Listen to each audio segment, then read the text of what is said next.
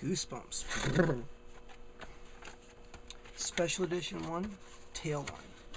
The House of No Return. We were afraid to get too close to the house, so we stayed down to the street, staring up at it. Staring across the bare, sloping front yard. No grass would grow in that yard. The trees, gnarled and bent, were all dead. Not even weeds sprouted in the dry, cracked dirt. At the top of the sloping yard, the house seemed to stare back at us. The two upstairs windows gaped like two unblinking black eyes. The house was wide and solid-looking. Built of bricks, many years ago the bricks had been painted white, but now the paint was faded and peeling. Spots of red brick showed through like bloodstains.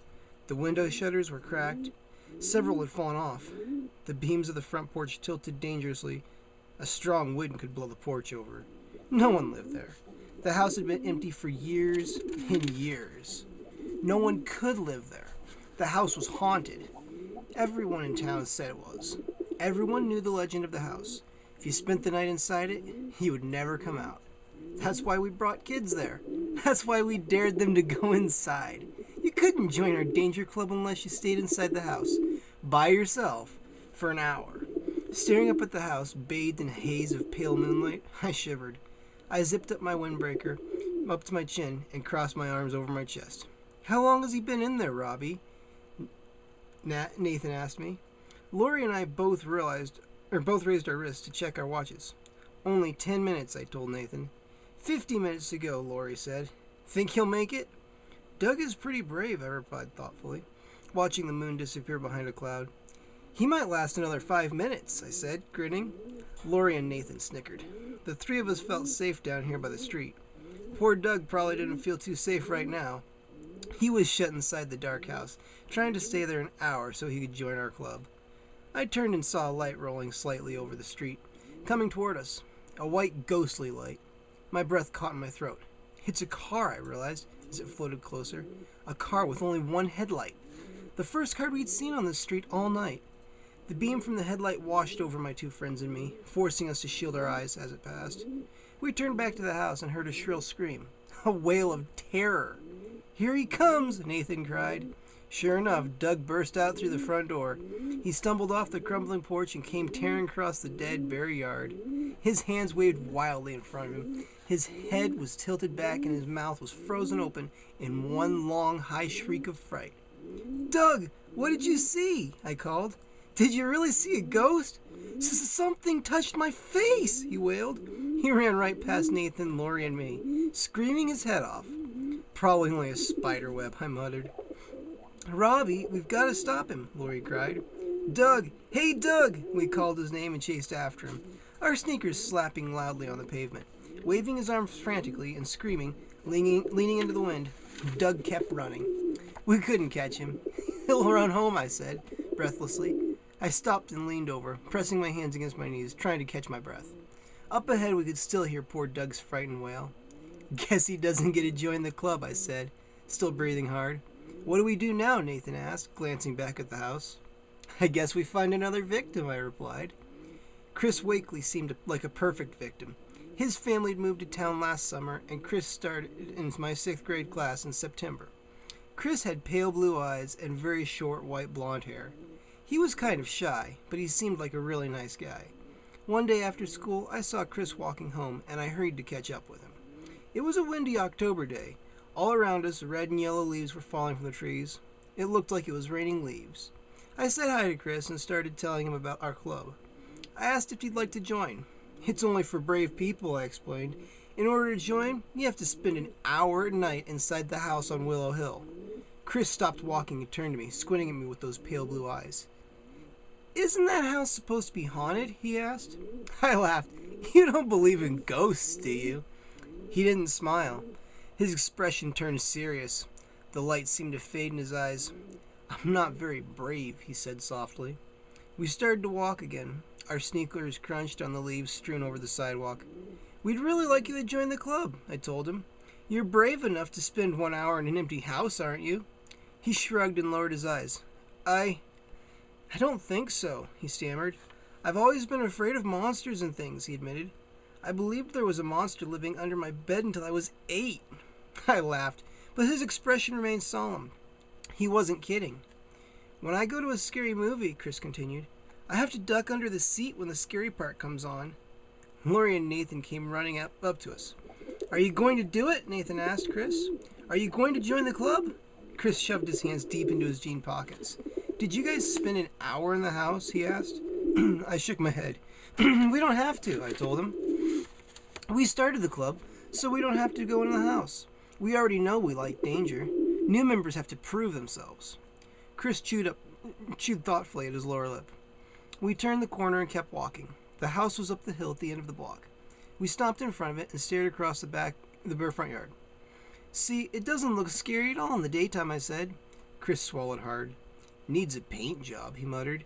And how come all the trees died? No one to take care of them, Nathan said.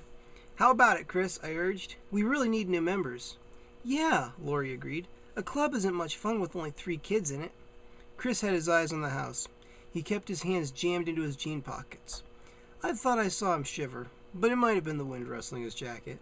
Will you come with me? He asked. No way, I replied, shaking my head. We can't, Lori told him. The idea of the club is to show how brave you are. We won't come in, Nathan said, but we'll wait out front for you. Come on, Chris, I urged. Do it. It'll be fun. It's almost Halloween. Get in the spirit. He swallowed a couple of times, staring up at the house. Then he shook his head. I really don't want to, he murmured in a low voice. So low I could barely hear him. Guess I'm kind of a scaredy cat. I started to plead with him, but I could see he was really embarrassed, so I didn't say any more. Chris waved goodbye and hurried off toward his house. Lori, Nathan, and I watched him until he disappeared around the corner. Now what? Nathan asked. We held a club meeting at my house 2 nights later. It was a pretty boring meeting. None of us could think of another cool kid to join our club, and we couldn't think of anything fun to do. Halloween is Saturday, I moaned. We should be able to think of something scary to do. What are you going to dress up as? Lori asked Nathan. Freddy Krueger, Nathan replied. I already bought the metal fingernails. Weren't you Freddy Krueger last year? I asked him. So? I like being Freddy Krueger, Nathan insisted. You and every other kid in school, Lori muttered. Lori planned to dress up as a vampire, and I had my monster costume already. We need more club members, Lori said, sighing. You can't have a club with just 3 people. Chris would be perfect, I replied. If only he weren't such a scaredy cat. You know, Nathan started, rubbing his chin thoughtfully. It would be really good for Chris to get over his fears. Huh? What do you mean? I asked. I mean, we could help Chris out, Nathan replied, smiling. We could help him be brave. I still don't understand. Nathan, what are you saying? His smile grew wider. We could force him to go into the house. I called Chris later that night and invited him to go trick-or-treating with us. He said yes. He sounded grateful to have some kids to go around with. He had only been at our school 2 months, and he hadn't made many friends. The 3 of us met at my house on Halloween. Nathan clicked his long metal nails and kept a crackling and grinning like Freddy Krueger. I was a very cool monster with eyeballs on springs popping from my purple head. Lori kept talking in a weird vampire voice. Where's Chris? Nathan asked, looking around.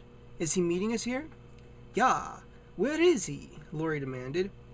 We were all a little tense. We were playing a mean trick on Chris, but we knew he'd feel good about things by the end of the night. The doorbell rang, and we all ran to answer it. Chris stood in the porch light, his face an ugly green. He raised both hands to show them to us. They were covered in green, too. What are you supposed to be? A pea pod? I joked. Chris looked hurt. No, I'm a corpse. Very scary, I said. I handed out trick-or-treat bags. Let's get going. I led the way down the driveway and up the street. We stopped at several houses and collected candy. It was cool, windy night, with tiny sliver of a moon. Gusts of wind kept fluttering our costumes and making our trick-or-treat bags fly up. We were approaching the house on Willow Hill. I had a heavy feeling in my stomach. My hands suddenly felt ice cold. I hope Chris can stay in the house for a whole hour, I thought. He's such a nice guy. I'd really like to see him be in the club. Such a nice guy, and we were about to do such a mean thing to him. But he'll quickly get over it, I told myself, and he'll be glad we made him test his bravery. The eerie house came into view. I saw Chris glance at it, then quickly turned across the street. He didn't want to go near it. especially on Halloween night. But Nathan and I grabbed him by the arms. Chris cried out in surprise. "Hey, let go! What are you guys doing?" Chris struggled to pull free, but Nathan and I were much bigger than him, and stronger. Lori led the way over the bare dirt yard, up the sloping hill to the dark, silent house. Chris tried to swing both arms, tried desperately to break free, but Nathan and I dragged him onto the tilting porch, up the front door. "No, please," Chris pleaded. "Please, don't do this! Don't!" I turned to him. Even under the green makeup, I could see the terror in his face. The poor guy was totally freaked.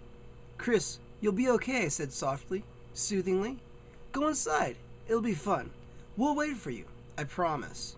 "You'll be proud of yourself," Lori told him, helping to push him up to the door. "And then you'll be in our club." Lori started to push open the heavy door. Nathan and I moved to shove Chris inside, but to my surprise, he reached out and grabbed my arm. "Come in with me, please," he begged, his eyes wide with fear. "Please, I'm too scared. I'm just too scared." He held on tightly to my arm. "Let's all go in together, okay?" I glanced at Lori and Nathan. "No way," I replied. "You've got to prove your bravery." "Chris, see you in an hour." We gave him a hard shove inside the house. Then we slammed the heavy door behind him. "He seems so scared," Lori said, her voice muffled by the vampire fangs. "He'll be okay," I said. "Let's just wait for him down by the street." We took our places at the bottom of the driveway and waited. And waited. We checked our watches after 10 minutes. After 20 minutes. After half an hour. "Chris is doing great," I whispered, my eyes on the dark windows of the house. "I didn't think he'd last 2 minutes." "He's a lot braver than I thought," Nathan said, from behind his Freddy Krueger mask. We huddled close together, staring up at the houses, and as the wind shook the trees all around us. Heavy clouds rolled over the moon, covering us in darkness. We waited 10 minutes more. Then 10 minutes more. "He's going to do it," I said, checking my watch again. "He's going to stand there for a whole hour." "Let's really give him a big cheer when he comes out," Lori suggested. As the hour ended, we counted off the last 30 seconds out loud, one by one. Then we took a few steps up the driveway, eager to congratulate Chris and welcome to the Danger Club. But the front door didn't open. The house remained dark and silent. 10 more minutes passed. "I think he's showing off," I said. No one laughed. We kept our eyes raised to the house. 10 more minutes. Then 10 more. "Where is he?" I cried shrilly. "Something is wrong," Lori said, taking the plastic vampire fangs out of her mouth. "Something is wrong, Robbie." "Chris should be out of there by now," Nathan agreed in a trembling voice. I felt a chill run down my back. All of my muscles were tightening in dread. I knew my friends were right. Something bad had happened inside that house. Something very bad.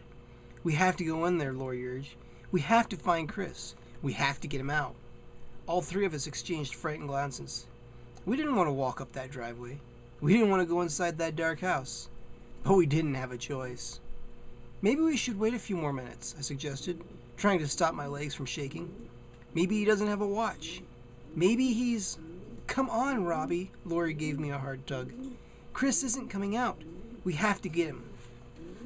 The wind swirled around us, fluttering our costumes as we made our way up the front door. I started to open the door, but my hand was so sweaty the doorknob slid under my grasp. Finally, Nathan and I pushed open the heavy door. The rusty hinges creaked as we opened the door and peered into the solid blackness. "Chris?" I called out. "Chris, you can come out now." My voice sounded tiny and hollow. No reply. "Chris! Chris, where are you?" All three of us began calling him. The floor groaned and creaked beneath us as we took a few steps into the living room. The wind rattled the old window panes. "Chris? Can you hear us? Chris?" No reply. A loud crash made all three of us cry out. The front door had slammed behind us. "Just the wind, guys," I choked out. It was much darker with the door closed, but it didn't stay dark for long. Pale light flickered at the top of the stairs. It looked at first like dozens of fireflies clustered together. I gasped as the light flared brighter and floated down the stairs, like a shimmering cloud. "Let's get out!" I cried. Too late. The shimmering cloud spread around us, and inside it I saw two frightening figures. A ghostly man and woman, hazy and transparent except for their red glowing eyes. Their terrifying eyes sparkled like fiery coals as they circled us, floating silently. I can see right through both of them, I realized. The house is really haunted. But where's Chris? I managed to blurt out. The man's voice was a dry whisper, the sound of wind through dead leaves. Your friend. He went out the back door, the ghost replied. About an hour ago. We didn't want to let him go, the woman whispered, her red eyes glowing brighter. But he made a bargain with us, she snickered, a dry, dead laugh. He promised that if we let him go, 3 kids would come to take his place. And here you are, said the ghostly man, flashing an ugly, toothless smile. Here you are. Don't look so frightened, kids, the woman rasped, floating closer. You might as well make yourselves at home. You're going to be here forever.